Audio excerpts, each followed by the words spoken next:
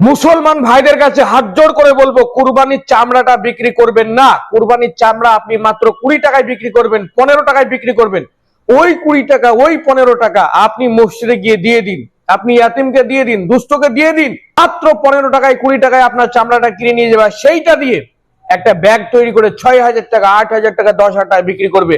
আপনার চামড়াটা 15 টাকায় কিনে নিয়ে যাবে, সেখান থেকে 10খানা বেল্ট তৈরি করে 5,000 টাকায় বেল্ট গুলো বিক্রি করবে।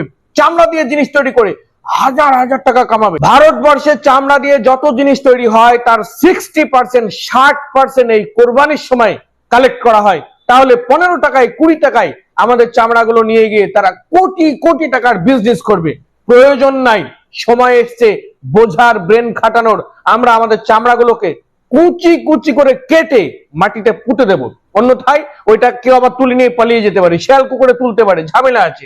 চামড়াটা মনে রাখুন, ভালো করে শুনে রাখুন, আমরা যে কুরবানি এই বছর দিব তার চামড়াটাকে আমরা কুচি কুচি করে কেটে মাটির তলায় পুঁতে দেব।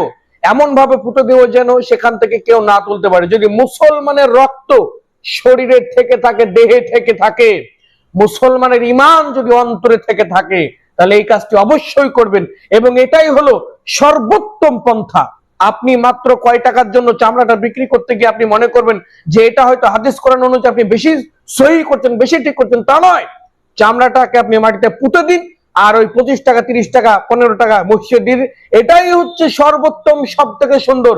চামড়া এই বছর পুঁতে দিন এবং প্রত্যেকটি মুসলমানকে এই বার্তাটি পৌঁছানোর জন্য ভিডিওটি শেয়ার করুন, নিজের জায়গা থেকে আপলোড করে দিন। পুরো পারমিশন থাকলো, আপনি হোয়াটসঅ্যাপে শেয়ার করুন, স্ট্যাটাস লাগান, সব জায়গাতে লাগান।